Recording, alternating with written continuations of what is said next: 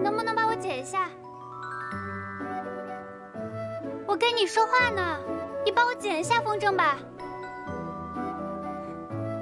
你要是不理我，我就自己进来解了。哎。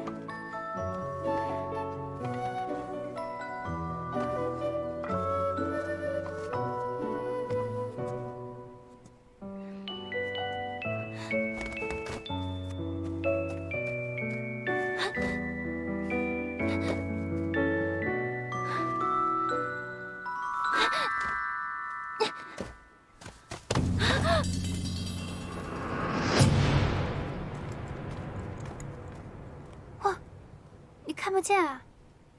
就是他们把你关在这里的。你是谁？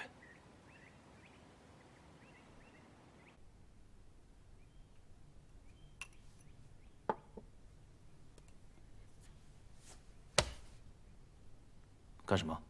你干什么？我给你涂药啊。涂什么药啊？是不是我大哥派你来的？你先把我的手松开。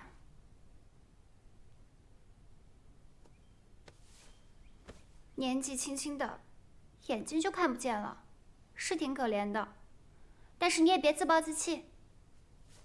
这个呀，是我一个会医术的小姐妹给你开的治眼睛的药，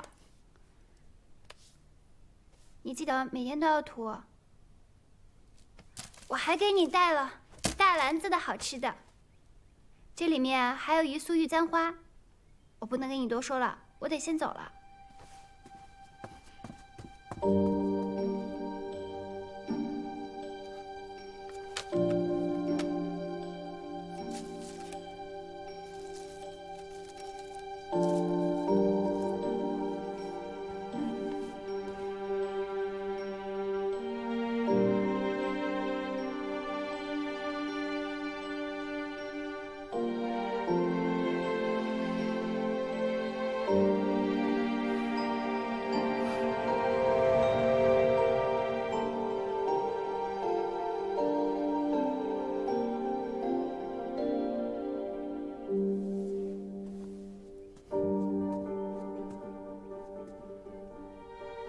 给你欣赏一番我的剪纸。这个呢，是我剪的西湖。这西湖上有一片小舟，舟上还有2个人。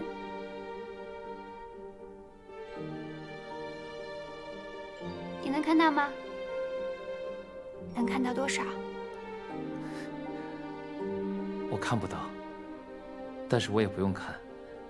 我知道，一个是梅梅，另一个是我。谁说的？这是我剪的一对父子，怎么会是你和我呢？那梅梅再剪一幅，上面得有你有我。你就知道向我讨东西。你送我什么呀？你喜欢什么？我喜欢摩诃勒。你会做吗？我现在不会，但是我可以学。好，那我可等着了，可不许骗我。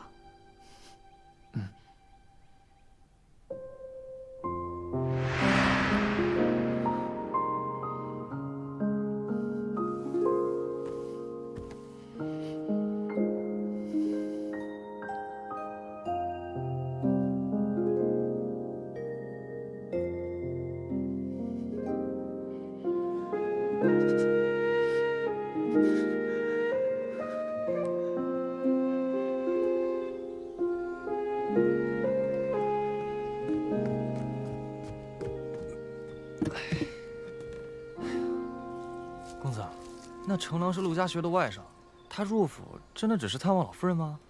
没那么简单。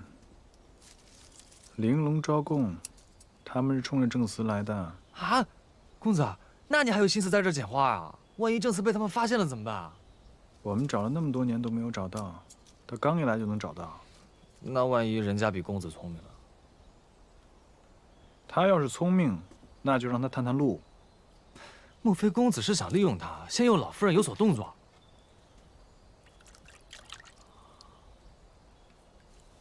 今年这芍药开的是格外好啊！等会儿给七姑娘、老夫人，还有林大娘子，都拿几盆。知道了，公子。不过话说回来，以往给老夫人院里送花时，那几位老妈妈都爱答不理的，现如今都忙不迭地往里搬花，还夸赞几句公子的孝心，果然是精诚所至，金石为开啊！老夫人对我改观，那是因为七姑娘。你以为是因为我送花啊？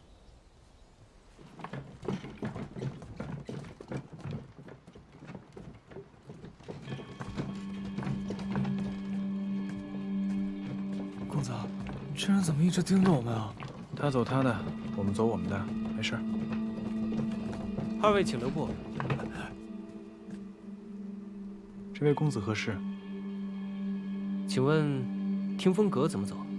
哦，绕过后山，向右拐，走到头就是了。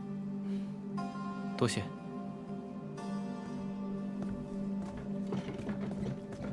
吓死我了，我还以为他发现了什么端倪呢。他是来找证词的，不要自乱阵脚。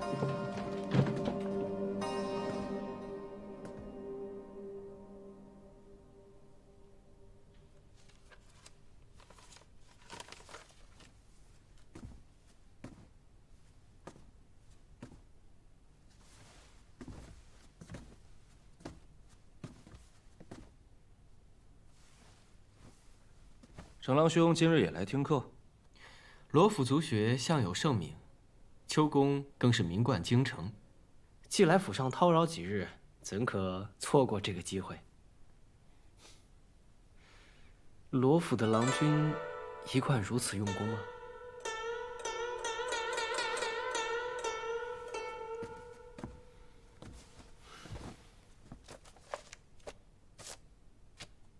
山远兄喜欢兵法，莫非程郎兄也有此好？从军为国，最显男儿血性。可惜啊，我母亲不许我习武，只求我能中举。是不是罗老太爷留下什么遗愿？当年罗老太爷的文采可是人人称道，可能也希望罗府子孙皆能在文采上出众。祖父去世时，身边只有祖母，我从未听祖母提起过祖父有什么遗愿，怕只是我母亲的一厢情愿吧。你是罗府大房嫡子，想必最得罗老夫人疼爱，许是不舍得让你上战场。在祖母心中，我们所有兄弟姐妹加在一起，也比不过一个罗一宁。七姑娘，这七姑娘有何过人之处？能有什么过人之处？只不过是善于撒娇卖乖，讨好祖母罢了。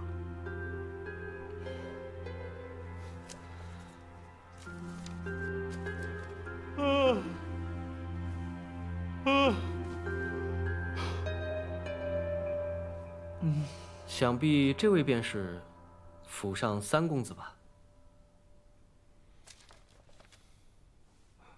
程郎兄，这位是林大娘子的胞弟，林茂舅舅。失敬失敬。谁啊？我也不知道。那今日三公子不来听课吗？他有什么资格？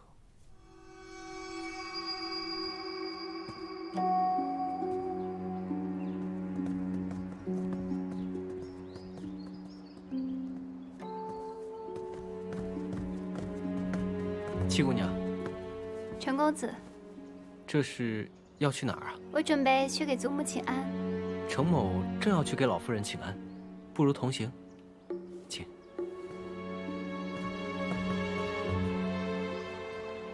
我瞧七姑娘每日要去老夫人处问安好几次，七姑娘可真是个至真至孝之人。我年幼的时候丧母，自小是祖母带大的，到时候自然与祖母关系更亲厚一些。七姑娘小心台阶。陈公子，多谢。这七妹大庭广众之下拉拉扯扯，成何体统啊！祖母看不上陈公子的，必定不会同意七妹同他交往。大姐姐放心吧。祖母不让母亲再提起陈公子，当真是看不上他吗？大姐姐是觉得祖母打消你的念头是为了七妹？不会吧？累了，我们回去吧。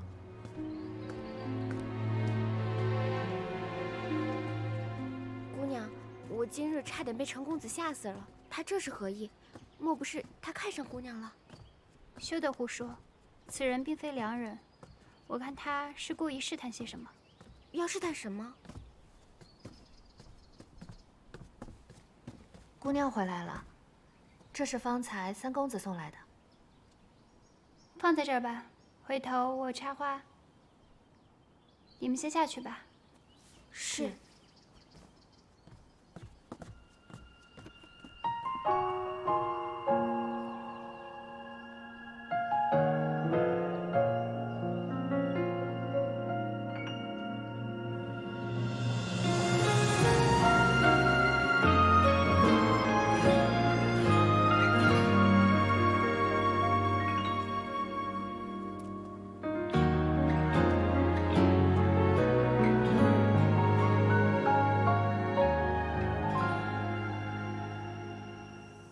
站在那儿做什么？怎么不过来呢？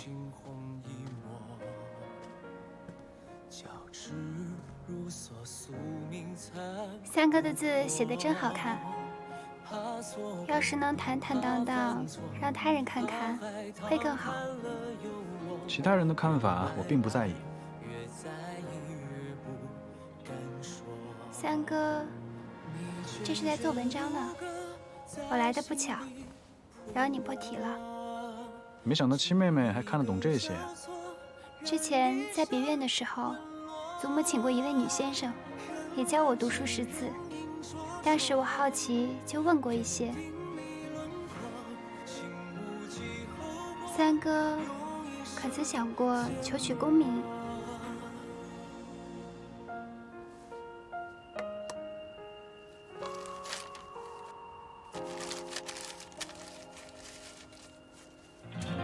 七妹妹找我何事？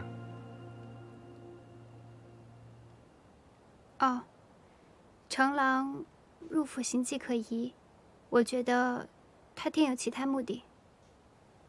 没错。那三哥可知道他来府里到底是要做什么？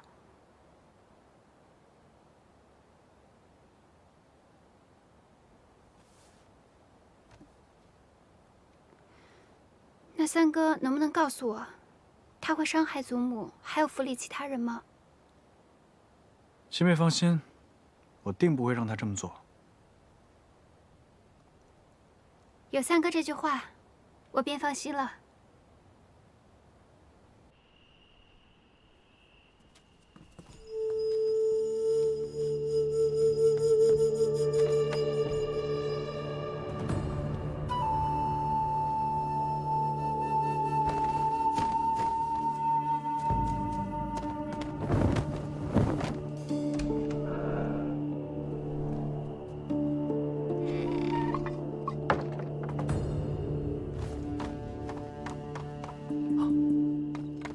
什么人？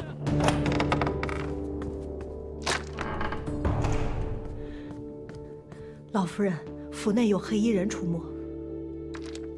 黑衣人？白管家说是在客房附近发现的踪影，因为程公子是客，他也不便进屋搜查。二爷他知道吗？白管家是先来木樨堂通报的。我担心的事终于发生了。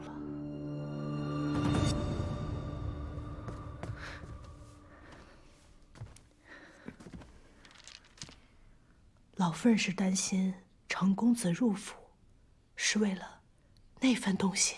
程郎是陆家学的外甥，这个陆家学靠上谁平步青云的，这我心里非常清楚。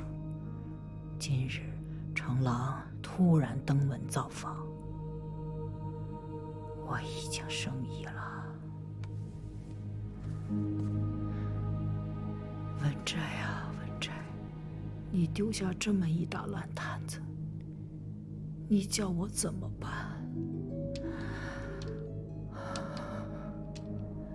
老太爷刚挣了一辈子，当初您不也是看中了这一点？叫白管家不要声张，盯着点就是了。是。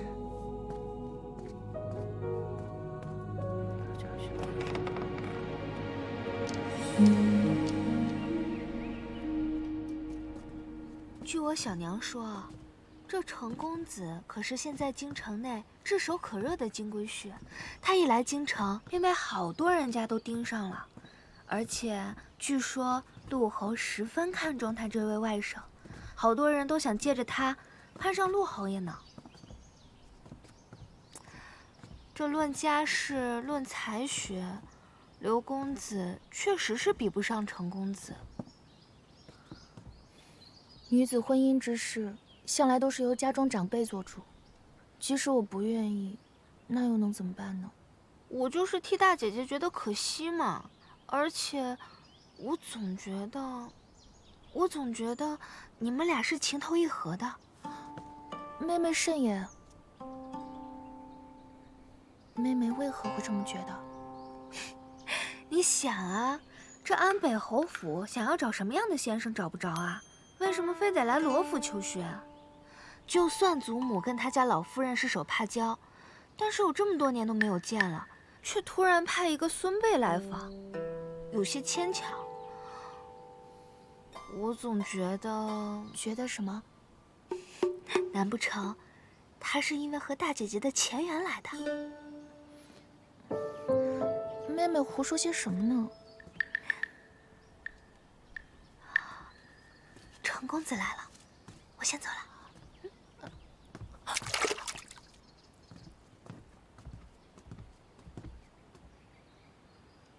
你也走。是。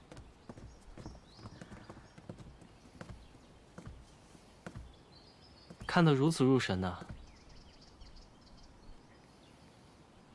大姑娘也太糊涂了，这五姑娘怎么就走了？留孤男寡女在一处，若是被人瞧见了，这程公子还真是为了目的不择手段。这花蕾中，莫非住了个花神？只可惜被你吓了一跳，花掉进荷塘里，花神怕是不会理我了。那可真是我的罪过，如何是好呢？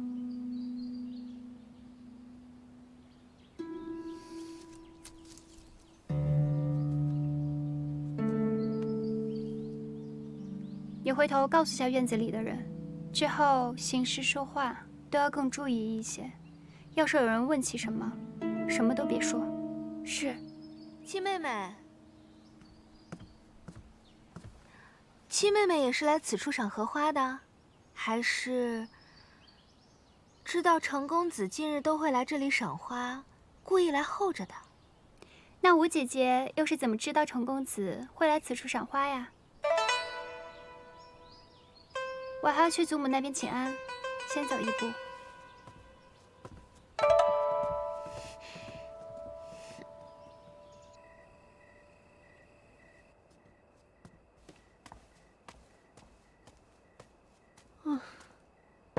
来，这真有用啊！你还不信啊？只要消化好了，吃什么消化什么，肯定会瘦的。试试。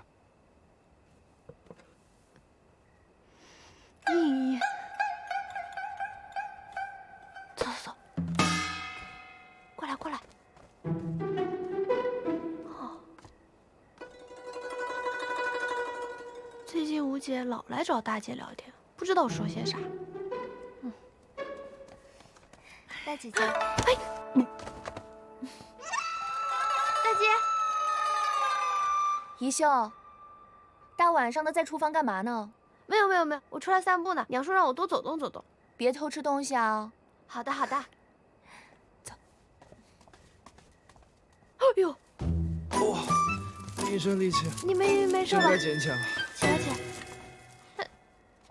女子胖点难道是错吗？七妹妹都说了，只要身体健康，胖一点又怎么啦？七外甥女说的倒是有道理，身体健康才是一切的根本嘛。不过呢，你虽然是丰腴了一点点，但是还勉强算得上是可爱伶俐。什么叫勉强算是可爱伶俐啊？哎呀，行了，我走了，你记得喝药。哦。行，喝。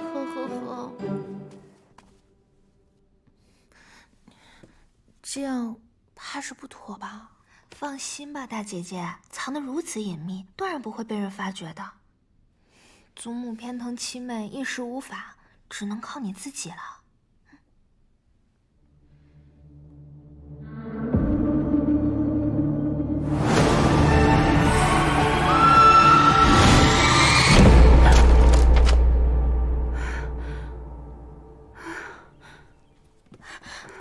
又做噩梦了。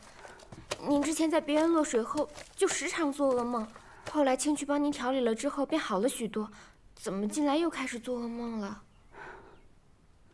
我没事，等青去回来，给我熬几副安神的汤药，我喝了就会好的。七妹妹，七妹妹，我之前藏在你那儿的宝贝盒子呢？看给你急的，我藏在书房里了。哦，雪芝，快去拿过来。哎呀，我跟你说，我娘今天被刘家大娘子叫去看戏，千载难逢的好酒，我可得好好吃一顿。姑娘，你不能吃太多了，不然明日大娘子又要给你量身形了。没事，现在我有后路了。哎，我刚看的荷叶还不错，一会儿让他们摘几片荷叶，晚上我们做荷叶糯米鸡。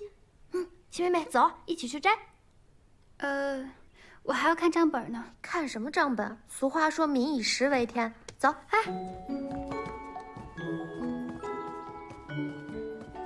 这荷花长得真好。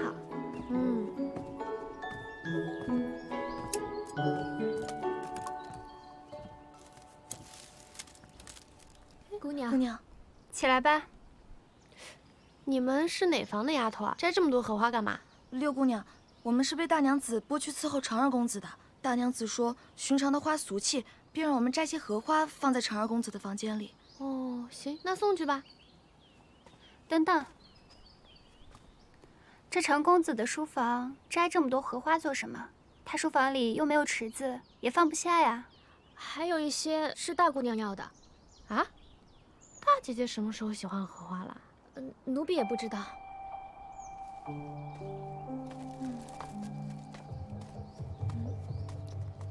哎，雪芝，你帮我摘那片，最大那片，看到没？那个做荷叶糯米鸡肯定特别好吃。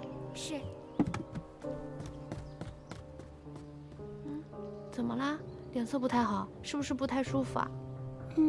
是觉得有些不太舒服，我想先回去了。哎呦，看你弱得跟个小猫似的。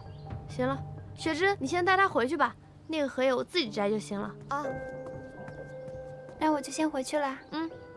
去吧。雪芝，我也想要荷花苞，不过不要你亲自去摘。我刚才瞧着那些丫鬟摘的就挺好的，一会儿等大姐姐不在院子里，你管她们要一朵过来。姑娘，这满池的荷花苞，真哪一朵不是一样？干嘛非要人家已经选好的？我觉得大姐要那么多荷花苞，另有目的。你先去，回来就知道了。是。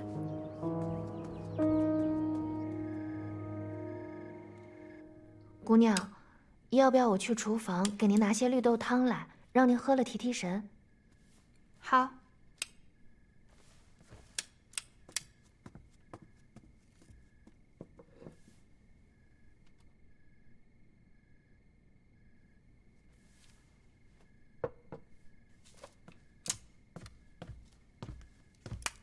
姑娘，这是奴婢悄悄从大姑娘那里要来的荷花苞。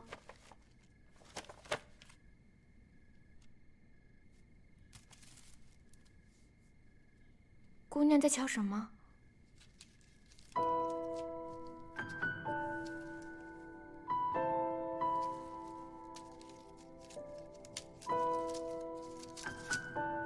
姑娘，这荷花苞好好的，你掰它做什么？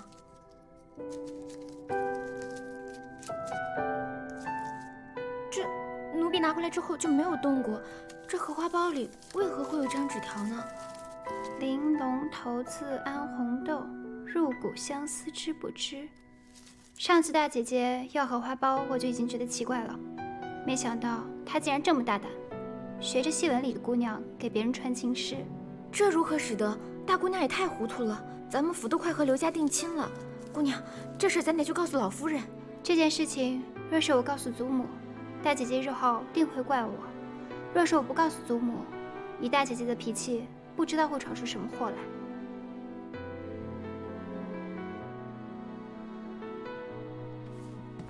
这件事情只有你我知道，不能让别人知道。这个字条也是，就当没有看见过。姑娘，这事咱们真的不管了，万一日后东窗事发了，我只是不想让祖母担心。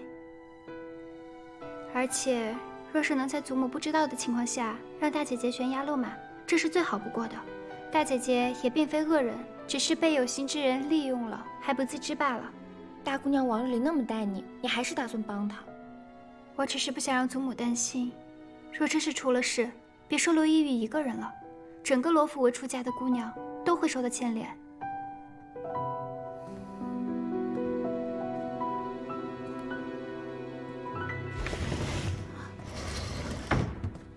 怎么样了，小姐？这是陈二公子的回信。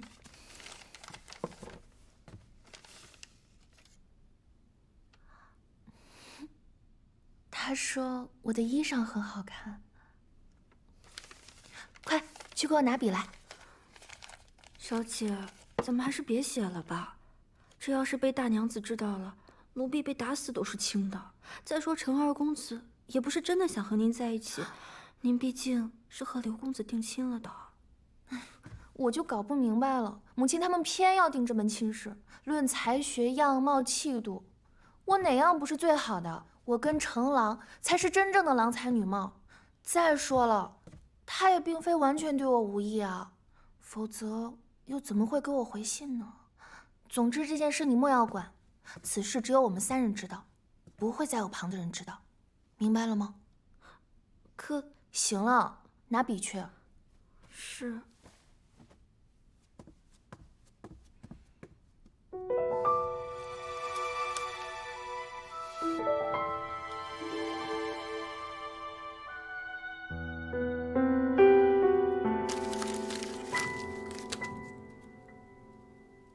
公子，罗一玉竟敢如此与你私下通信，看来他是真对你动了心了。你可曾从他口中得到什么消息啊？他说，罗老太爷生前最常待的地方就是怡心斋，他故去后，怡心斋一直都被保留着。罗老夫人常会独自一人去那儿待着。那证词会不会就在怡心斋？有可能，找机会进去翻一翻。这罗一玉虽是大房嫡女，但大房嫡女不如二房得罗老夫人的心。罗一玉也是知之甚少，套不出什么话来。回头把这些话都扔了。好。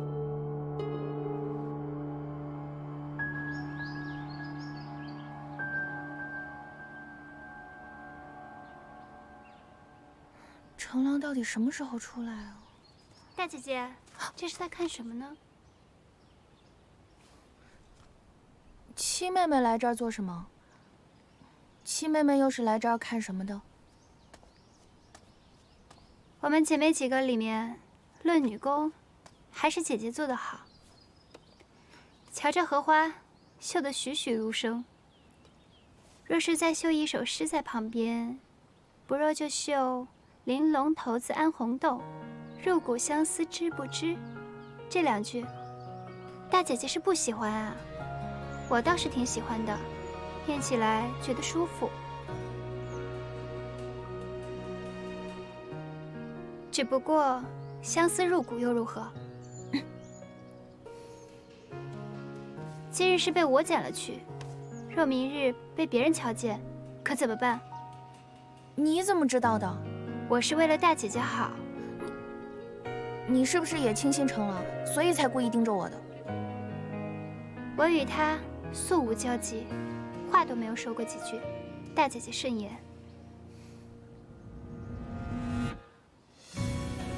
大姐姐真心觉得程郎是可以托付的人。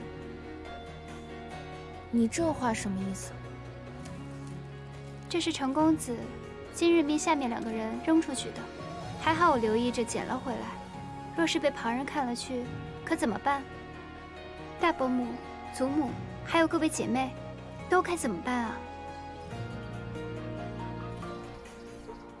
大姐姐，孔怀兄弟同气连枝，一荣俱荣，一损俱损的道理，别人怕是不明白，可是聪慧如你，怎么会不明白呢？我是糊涂了。妹妹只要不说出去就成。放心吧，这件事情我是不会说出去的。只要你以后不要再犯糊涂就好。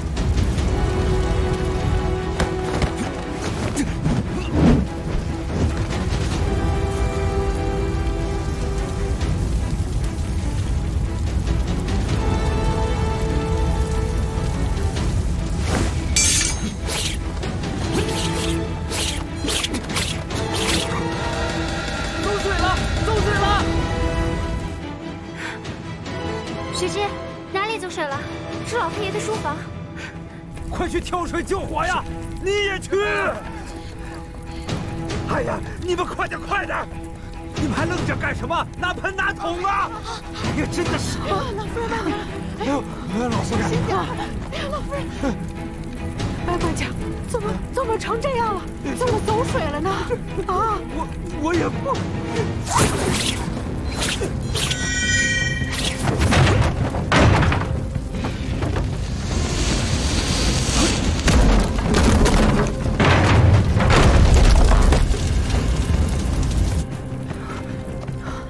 二爷，母亲，你去避一避吧，这有我的。避什么呀？赶快找人来救火呀！白管家还愣着干什么？快叫人去救火呀！去！是二爷。怎么会烧成这身体？怎么烧成这样？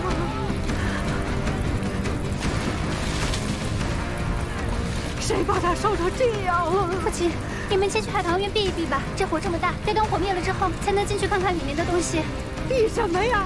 我得看着这火灭了，到你祖父的房子里去看看。你祖父的东西可都在里面呢。您别着急了，母亲，祖母，您别着急，祖母。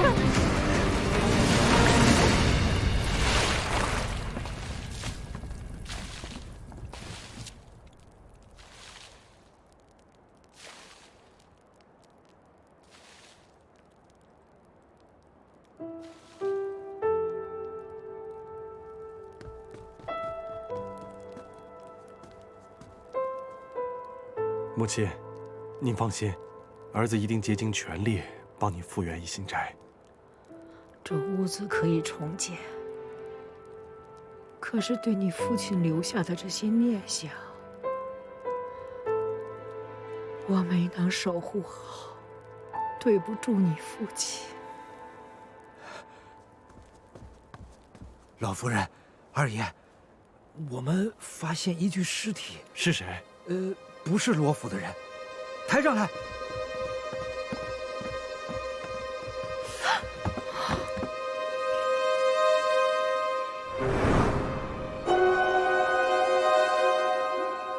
快去报官！是。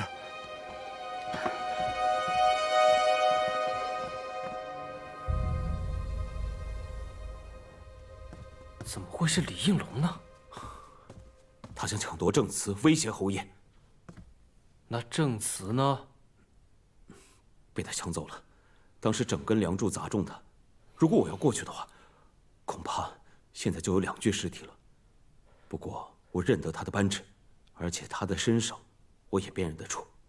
公子，正祠被烧，也许是件好事。怎么打得这么巧？好不容易长上的伤口又要裂开了。我看老夫人痛心疾首的样子，正次不会真的在宜兴斋吧？不会。正次要是真的在里面的话，就以老夫人的身体，还是早就晕过去了。他就是借坡下驴，见招拆招。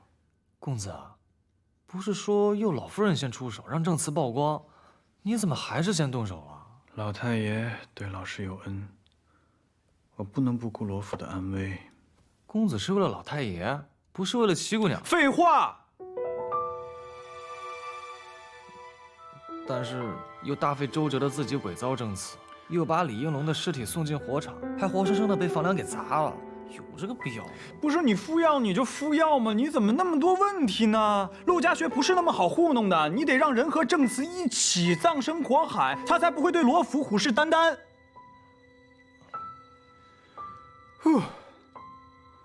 敷药。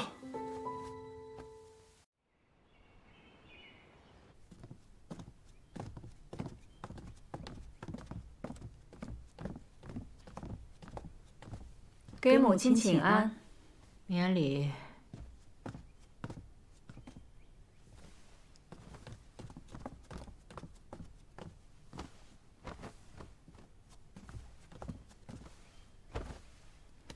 给祖母请安。请起。谢祖母。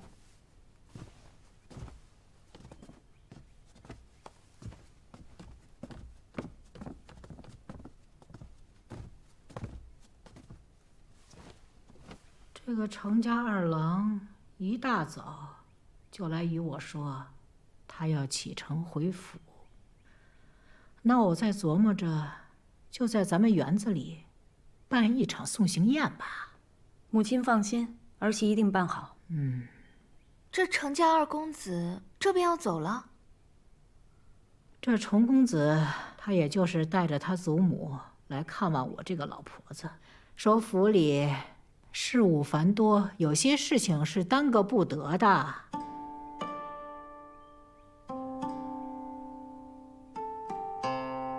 行了，我和海如有重要的事要说，你们回吧。我们先退下了。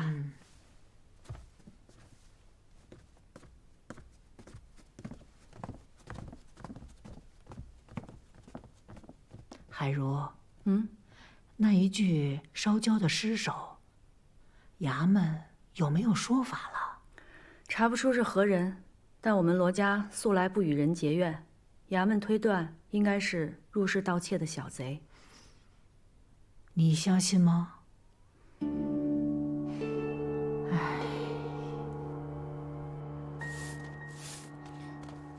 七姑娘，我们家公子近日身体有些不适，正在休息。身体不适？哎，七姑娘，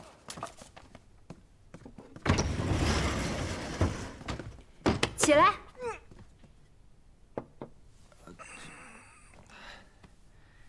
怎么了，七妹？你们先出去。没事，出去。是。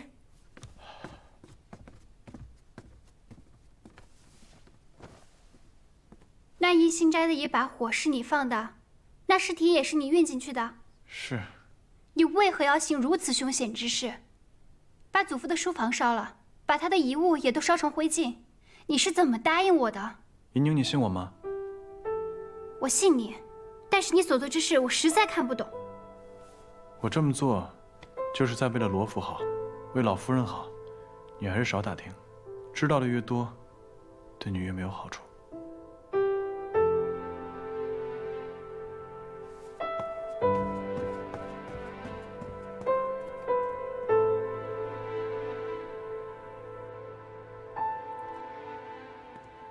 姑娘，看看谁来了。姑娘，清渠，你可回来了。这一路上可还好？一路上还算顺利，我结识了曹帮2个张家兄弟，帮了我不少忙。曹帮？我也是半路才遇到他们的。当时哥哥受伤了，我救了他，他们为了感谢我，就一路上护送我回来。姑娘放心，此二人很可靠。你素来谨慎，我自是信你的。那个孟大夫在哪儿？已经在客栈落脚了，张家兄弟替我看着他呢。好，我去找他。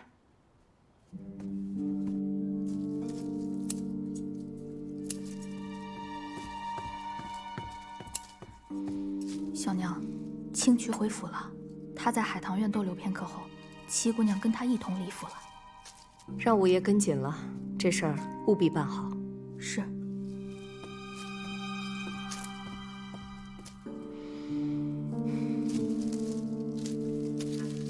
好看。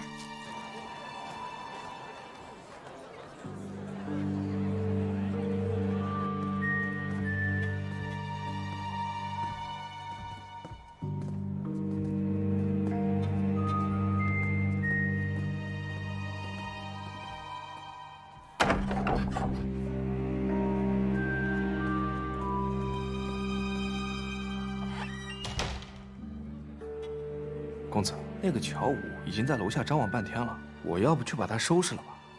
给七姑娘稍微提个醒就行了，不要太露痕迹。其他的事情，有张家兄弟在。是。以上所言，皆是事实。老夫所作，有违医者仁心，这些年来，也是常常自责。那孟大夫，你是否愿意出面作证？那是自然，要不然我也不会跟着青渠姑娘进京了。孟大夫，那就麻烦您了。哎呀，哪里哪里。二位慢走，得空您再来。哎，客官，里边请，里边有雅座。来。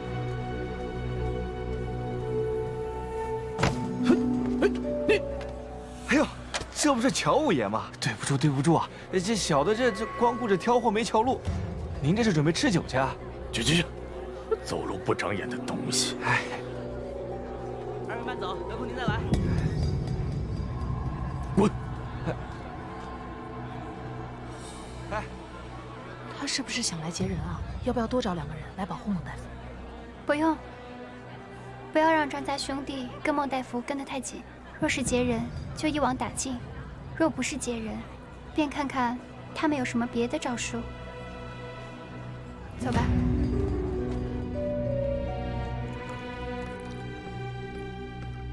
小娘，五爷递消息来，事已办妥。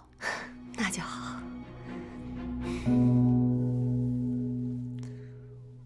大姐姐身体总算是好些了，都能出来散步了。前几日我去见了你几次都没能见着，可把妹妹担心坏了。还要多谢吴妹妹的安神香，有心了。对姐姐有用就行。大姐姐可是为了程公子病的。吴妹妹，我就是偶感风寒，此事以后别再提了。其实大姐姐你也不用灰心丧气，兴许还有机会呢。程公子马上就要走了。此事以后别再提了吧。是我多嘴了。那是在做什么？林大娘子请了如今京城内最火的戏班子来助兴。程公子毕竟是贵客嘛，宴会也得热闹些。是啊，这府中好久没有这么热闹了。我们去瞧瞧，走吧。哎，这是什么？这罗带绣工不凡，尤其是这上面的兰花，绣法繁复，这可不是一般人能用的，怎么会丢在这儿呢？这七叶兰花，小生连青见过2位姑娘。姑娘手中的罗带是对小生很重要之人所赠之物，请姑娘归还。你就是连青？正是在下，还请这位姑娘归还。多谢。这连青是谁啊？这连青可是如今京城内最有名的杂剧伶人，他一出台，可谓是万人空巷呢。只是这么精致的罗带，怎么会是他的东西呢？大姐姐，这罗带我看着有点眼熟，好像见七妹妹用过。什么？这话可不能乱说。会不会是你看走眼了？也许吧。大姐姐说的是，兴许是我看错了。行了，此处人多嘴杂的，咱们还是快点走吧。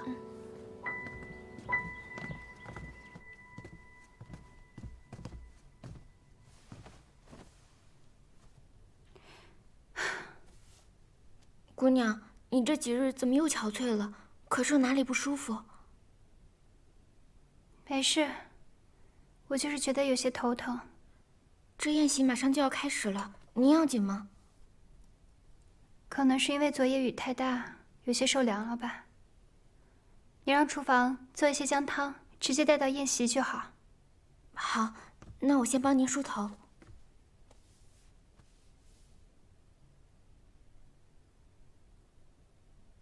松枝，你瞧什么呢？回姑娘的话，奴婢只是觉得奇怪，近几日三公子怎么没来院子里送花了？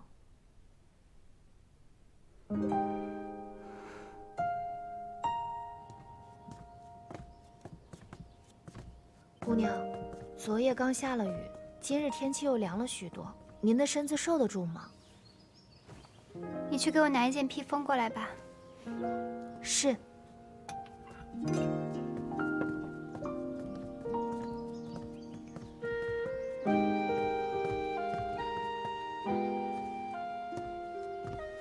见过三哥。七妹妹，今日天凉，还是要多穿一些。倒是三哥，整日日理万机的，还是多注意自己的身子吧。对了，我的事情你还是别管了，有些恩怨与你无关。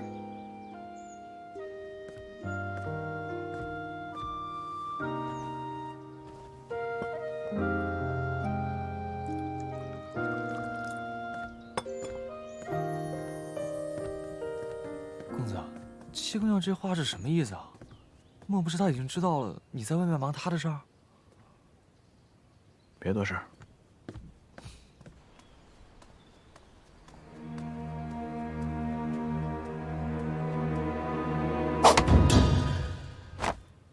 这个班子最近在京城红得很，好不容易才请过来。哦，原来如此。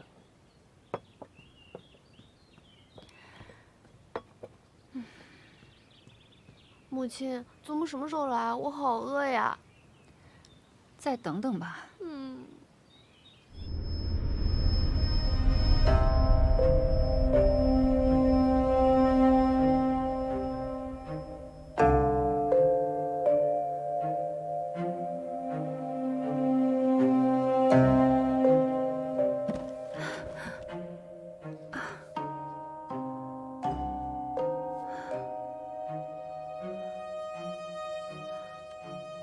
醒了？你是谁？我是谁？七姑娘竟然还不知道？这定情信物都送我了，你说我想干嘛呀？我当然是要……哎，七姑娘，你要去哪儿啊？七姑娘，七姑娘，七姑娘，嘿，你要去哪儿啊？七姑娘，七姑娘。哎，七姑娘，七姑娘，七姑娘，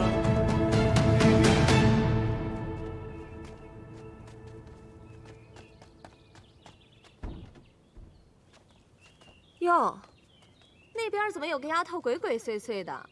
干嘛呢？好像是怡宁房里的小丫头。瑞香，把她叫过来问问，看看怎么回事。是。你过来！哎，你跑什么呀？走，快说你在那干嘛？七姑娘，七姑娘让我在偏院门口守着，若有人来了，立马去告诉她。你这话是什么意思？你家姑娘现在在何处？就在里面。就七姑娘一个人在里边？还有一男子。七姑娘，我可想死你了！伤风败俗的孽女，给我滚出来！怎么是你？父亲以为是谁？怡宁呢？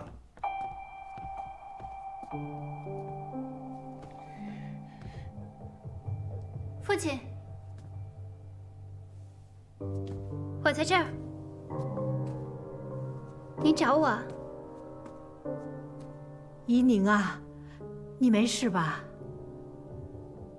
祖母，母亲，我没事。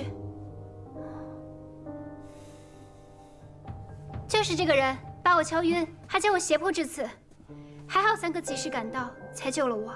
七姑娘，你胡说什么呢？不是你约我在此相见的吗？这不是你让小丫头带来约我见面的信吗？的确是七姑娘让我把信交给此人的。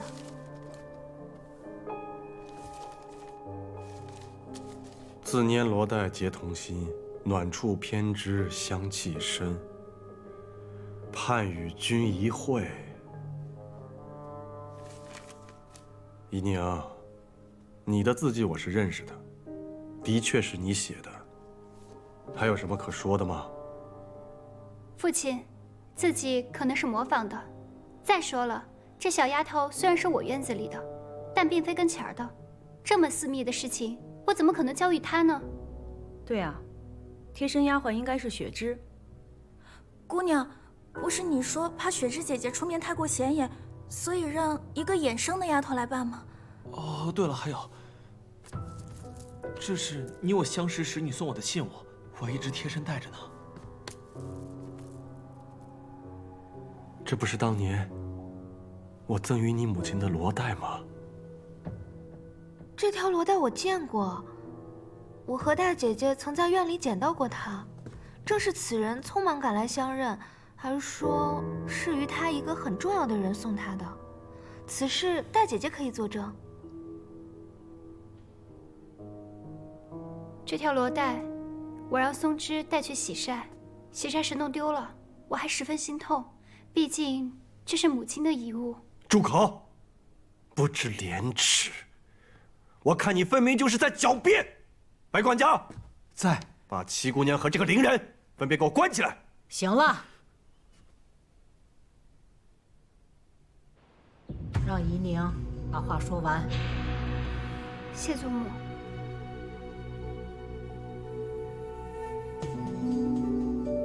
我何时赠予你这罗带？远景阁那日，有贼人生乱，你迷了路，是我救了你。你是如何救我的？那日天气极好，你穿着一件淡黄色的被子，格外的好看。你感激我相救之情，咱俩一见倾心。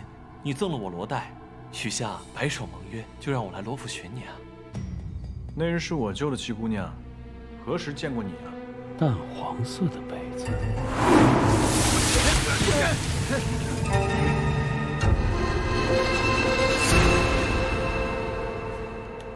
三公子就不必再替我们遮掩了。那是第2天早上我们遇见了你，七姑娘说你是她三哥，凡事呢都要替她遮掩。但如今我与七姑娘之情，就不必再隐藏了吧。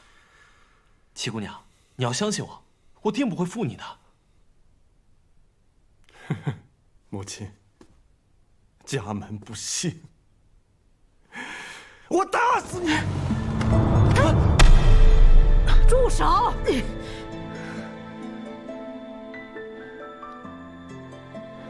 能动动脑子吗？此事疑点甚多，还没问清楚呢，你就动手。母亲，如今人证物证俱在，如果再问下去的话，就是丢咱们罗家的脸。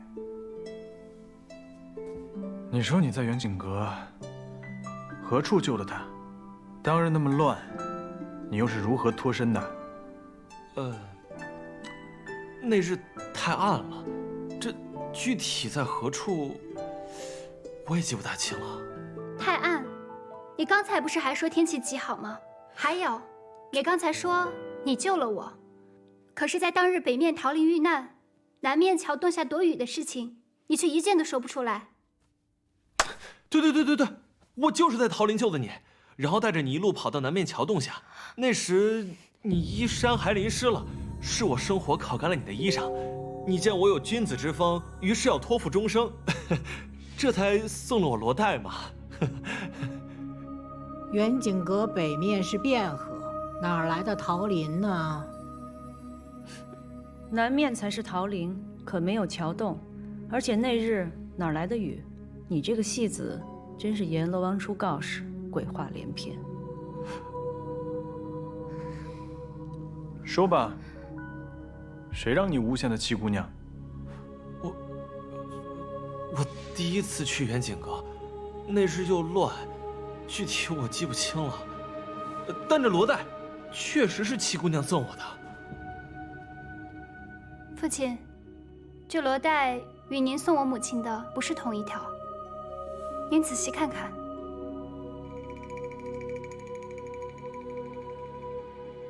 当年我定制了2条，为的是妻妾之别。送给你母亲的是7叶兰花，送给月蝉的是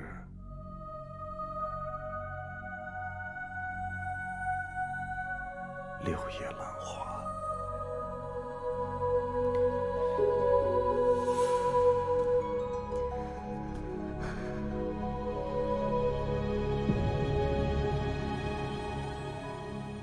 这是我的罗带，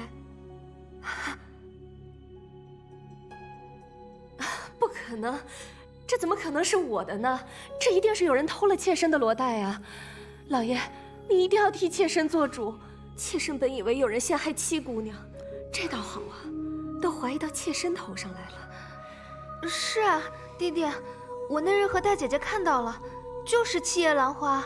大姐姐还说这兰花绣得精巧，不信你请大姐姐来一问便知。白管家，在。去请大姑娘过来，然后跟陈公子说，就说还能说什么？你还能说什么？就说我又病了，宴席往后推，望其海涵吧。是。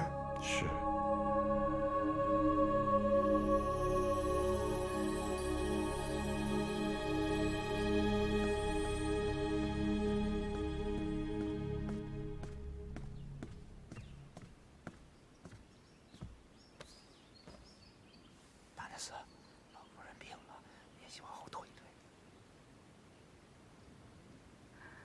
知道了。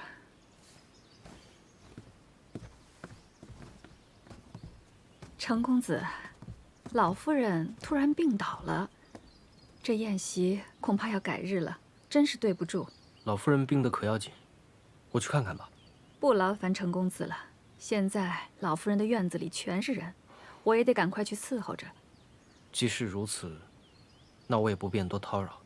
今日我就离府，烦请陈大娘子替我转达。多谢程公子。秀儿，你跟山哥快回院子去吧。啊，我也想去。哦，走吧。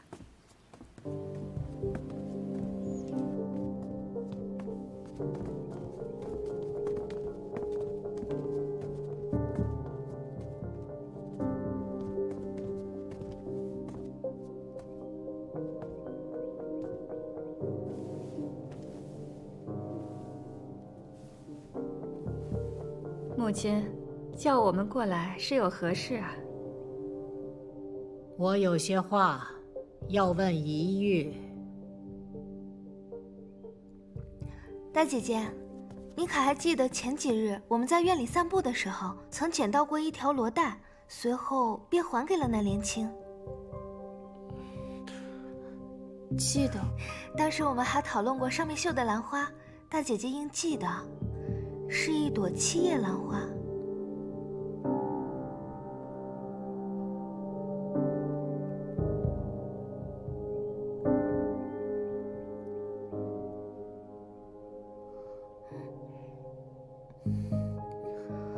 我只记得是一朵兰花，但忘了是几叶了。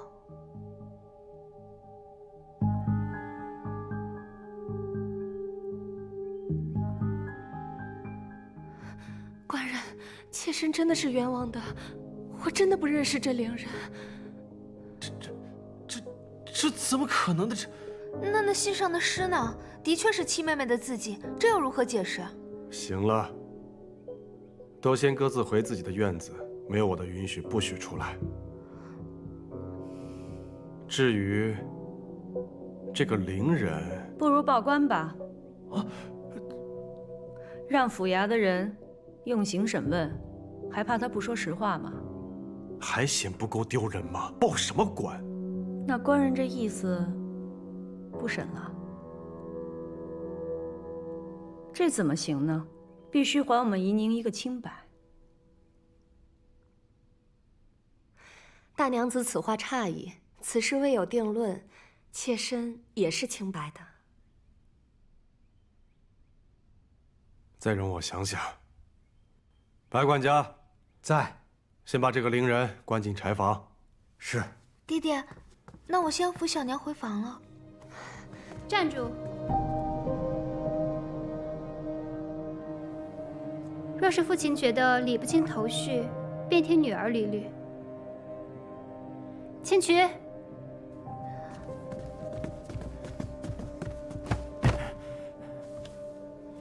父亲，这位就是陈嗣，乔五爷的手下，也是之前在木樨堂服侍过的吕妈妈的儿子。那天在远景阁，就是他持刀追我的。是乔五爷吩咐我，听小娘的差遣，去抓七姑娘的。还有我娘的事儿，也是小娘给了我娘1包银子，让我娘去套话的。其他我什么都没有干，求二爷饶我一命。你别血口喷人哈！你还有什么证据吗？我这儿有乔五爷吩咐我替小娘办事的手信，只要把乔五爷往日的信件拿出来比对一下字迹就行。字迹亦能伪造，谁知道是不是你买通了人，特意陷害我小娘的？吴姐姐这时候知道自己是可以伪造的了。二爷，事已至此，必须查个水落石出，不能再息事宁人了。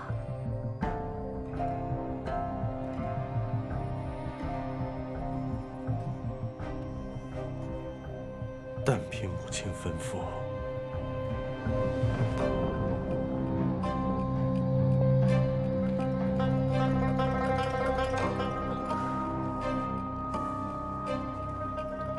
开禁堂。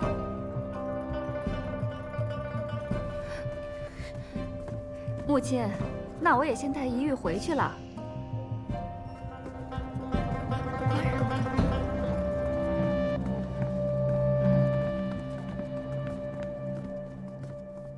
三哥，多谢。七姑娘，七姑娘，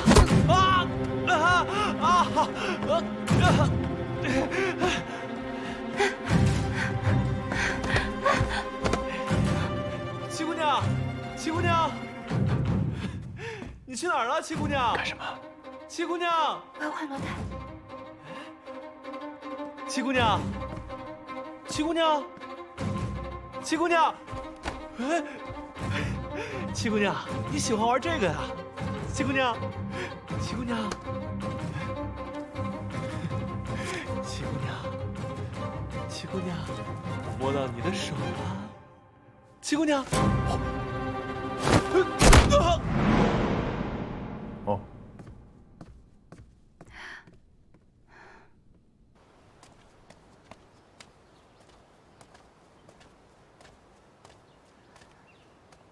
母亲，女儿不是有意要……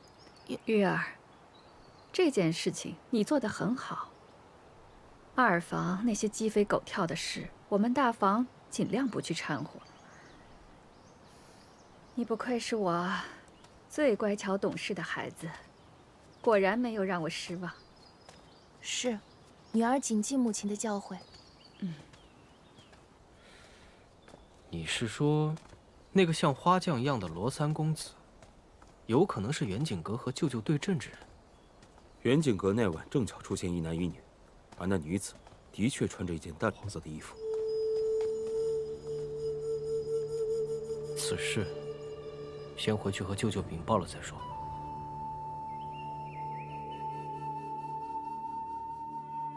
乔月禅，这么多年来，我念你为我们罗家育有一儿一女，所以我就缺少对你的管束了。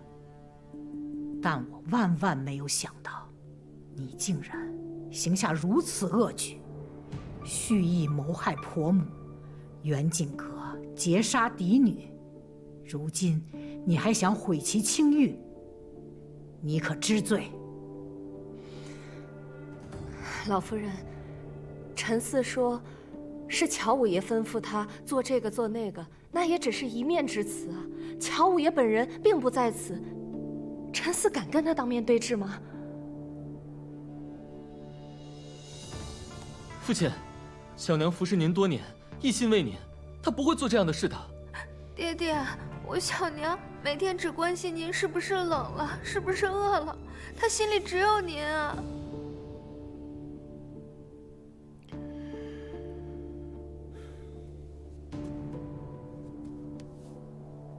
母亲，月禅所言也有道理，不如我们找到乔武，让他们当面对质一番。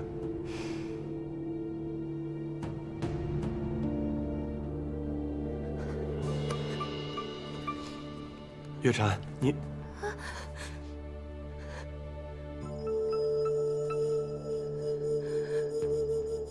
白管家，在，去请大夫过来。是。父亲，不用着急，这大夫马上就来了。大夫来了。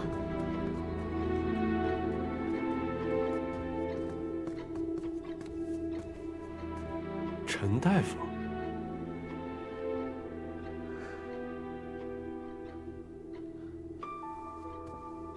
老朽孟和堂见过老夫人，见过罗二爷。没想到10多年不见，二爷还记得老朽。你不是陈大夫吗？怎么姓孟了呢？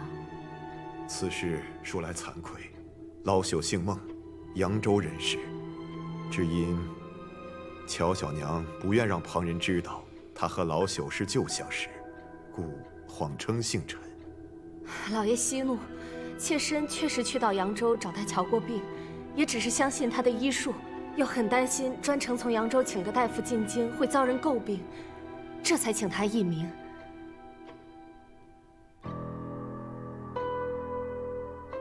老朽几次进京，曾先后为乔小娘保下了2胎，但有一胎，奈何乔小娘心事过重，伤及了胎儿。老朽虽尽了全力，还是功亏一篑。乔小娘为了不让老朽说出此事，亲自买了宅子，赠予老朽。老朽一时迷了心窍，便照他吩咐所说，滑胎是七姑娘所做，老朽对不住七姑娘。乔月禅呐，乔月禅，你自己保不住你的孩子，居然嫁祸于人，嫁祸于一个小姑娘，居心何其毒也！可怜的怡宁，因为此事被赶去了别院，一去就去了10多年，这些都是拜你所赐。你这是诬陷，你就是诬陷！你说我送你宅子，你有何证据？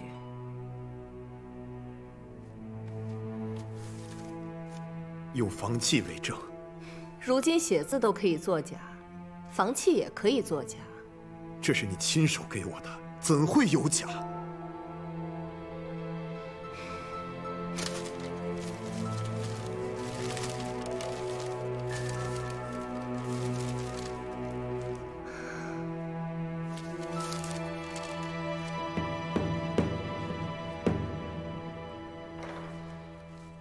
房契上写的是庚子年的4月初5，那日莲儿生了场大病，我去寺庙如素祈福，官人担心我腹中的孩子，亲自陪我去的寺庙。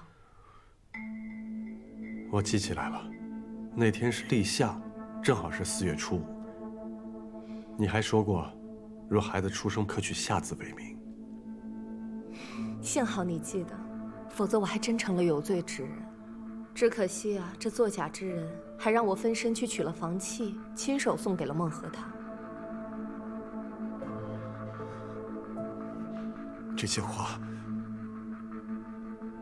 是七姑娘让我说的，那宅子也是她送给我的，让我编排当年的旧事，来陷害乔小娘。七姑娘真是有手段，你这是要把我置于死地呀！枉我当初对你视如己出，比对莲儿都好，你为什么要陷害我？孟大夫，一个人不管做错了什么事情，都不应该祸及家人。你还准备这么错下去吗？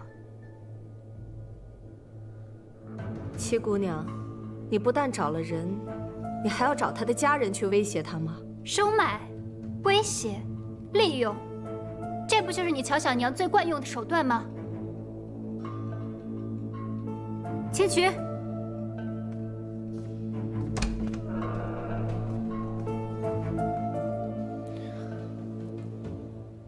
公子，你的伤口渗血了，这样下去让人发现可不得了。张家兄弟把救的人交给青渠了吗？连同乔五爷一起交给金渠了。公子，七姑娘能解决的，要不你先回去吧。她能解决，她解决的方式就是险些把自己给毁掉。公子，你先别生气，小心血流的更多。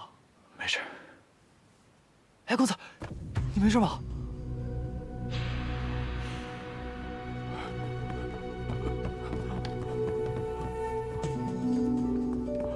姐，你别怪我，这件事情瞒不住了，我全都招了。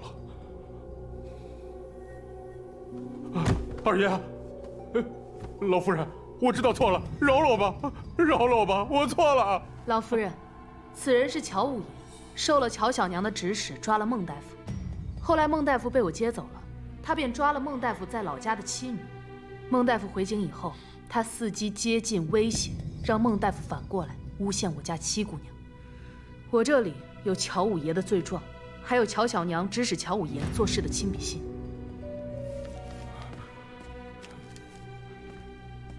还有她，是乔小娘院子里的李妈妈。当年乔小娘栽赃嫁祸之时，她亦可以作证。李妈妈，你不是告病回乡了吗？大娘子，因为老奴知道乔小娘当年对七姑娘还有顾大娘子所做的恶事，她怕老奴离开她的院子之后说漏嘴，于是威逼着老奴离开，又在半路想加害于老奴。幸得金曲姑娘相救，快走，老奴愿作证。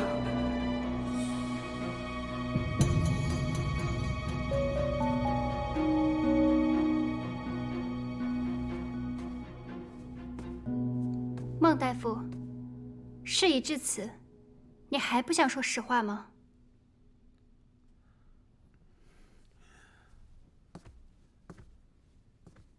当年，乔小娘曾向老朽要过一本医典，上头有个方子，可以致人产生滑胎之象，而不会真正的伤害胎儿。老朽也是后来在药渣当中知晓此事的。可当时顾大娘子已然离府，老朽也不便再多言。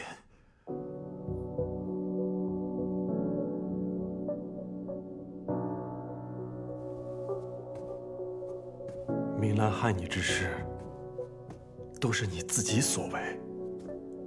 老朽说，乔小娘这一胎本已保不住，他就用这个来陷害七姑娘，也是真的。还有这些房契，都是乔小娘亲手做的假。乔武抓走了我的妻女，威胁我要用这些假房契来陷害七姑娘，我实在是没有办法呀。公子，这下你可以放心了吧？你为七姑娘的事儿鞍前马后的，真的已经尽心尽力了。哎，公子，公子，咱们先回去。哎，走。来，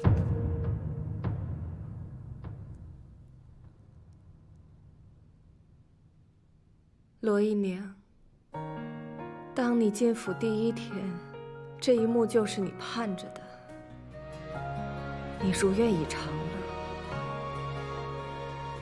乔小娘，这句话应该是我问你吧？自打我回府以来，你就一直算计，却没想到搬起石头砸了自己的脚。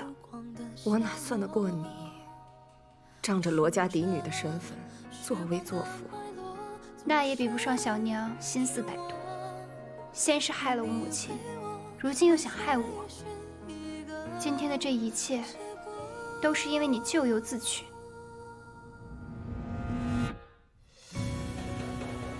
那今日凌人之事，也是你收买了，来陷害怡宁的清白。是。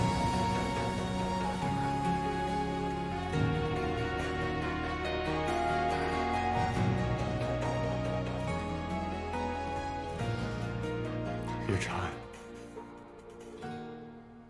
自从你我初相识起，你便善解人意，知书达理，我视你为知音呐。可你为何变得如此的恶毒？为何这么多年，我给足你银两体面，我从来就没有亏待过你，为何不说话？你说话呀！你说话呀！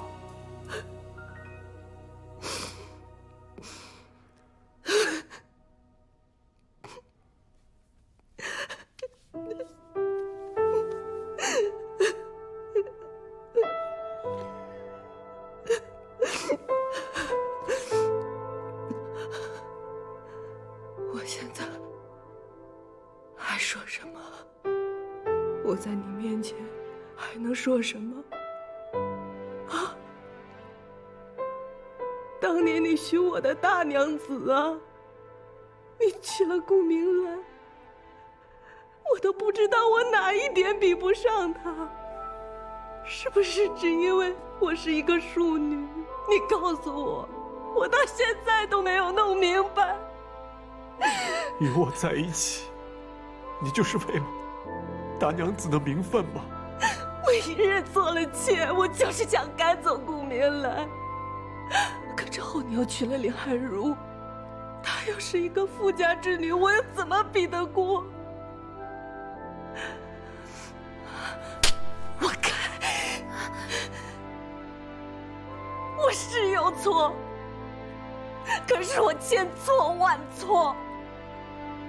我为你生下了一儿一女，我心里念的想的都是你。我的一辈子都给了这两个孩子，我没有什么想法。我希望我的两个孩子能够为罗家光宗耀祖，你明白吗？我一生都很好强，我是错，我是输，我的孩子不能输。罗成章，我们的孩子不能输啊！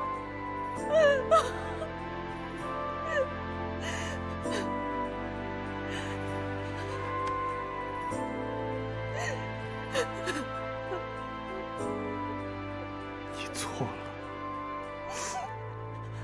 回不去了。